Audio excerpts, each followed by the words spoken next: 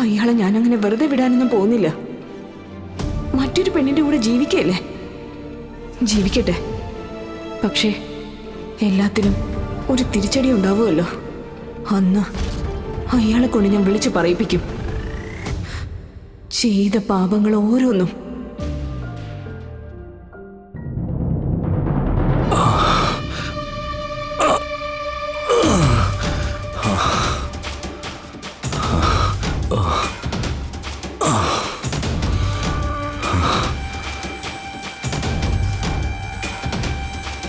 ഇതിൽ പറഞ്ഞിരിക്കുന്നതെല്ലാം കറക്റ്റാണല്ലോ അല്ലേ? അതെ സർ, വിശദമായി അന്വേഷിച്ചിട്ടാണ് റിപ്പോർട്ട് തയ്യാറാക്കിയത്.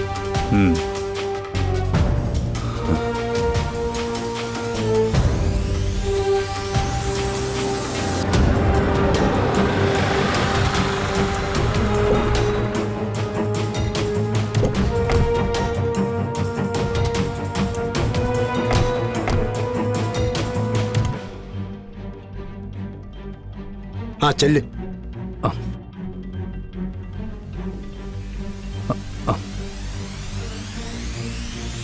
മേഡം,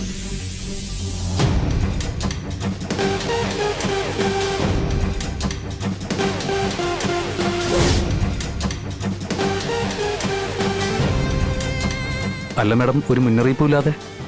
മുന്നറിയിപ്പില്ലാതെയാണല്ലോ കാര്യങ്ങളൊക്കെ നടക്കുന്നത്. ഇരിക്കും മേഡം.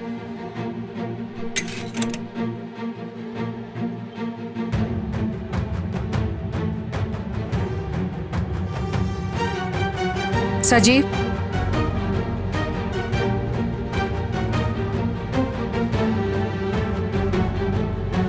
ഇത് സജീവ്, നല്ല ഒന്നാം തരം മെക്കാനിക്കാ.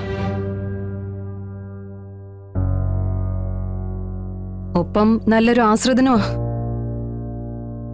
ഇവന്റെ യജമാനു വേണ്ടി ഇവൻ എന്തും ചെയ്യും. കള്ളസാക്ഷി വരെ പറയും. ഒന്ന് വിശദമായിട്ട് ചോദിച്ചാ ചിലപ്പോ പലതും പറഞ്ഞേക്കാം. ഇനി ഇവന്റെ യജമാനൻ അതാരാണെന്ന് പറയട്ടെ. SI സോമശേഖരൻ. മേഡം എന്തൊക്കെയായി പറയുന്നത്?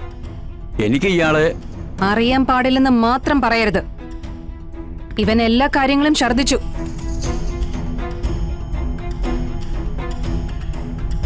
പറഞ്ഞു കൊടുക്ക്, ഏമാനൊന്ന് കേക്കട്ടെ. മഹേന്ദ്ര സാറിനെ ശിവനാണ് കൊല്ലാനായിട്ട് കുഴിയിലേക്ക് എടുത്തിട്ടതെന്ന് സോമശേഖരൻ സാർ പറഞ്ഞിട്ടാ ഞാൻ പറഞ്ഞത്.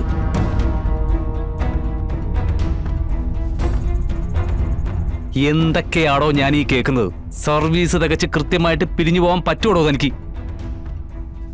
എവിടെന്ന് തൊപ്പി പോയാ തലയും മുട്ടയടിച്ച് ആളറിയാത്ത രീതിയിൽ വല്ല കാശിയിലോ രാമേശ്വരത്തോ പോവേണ്ടി വരും.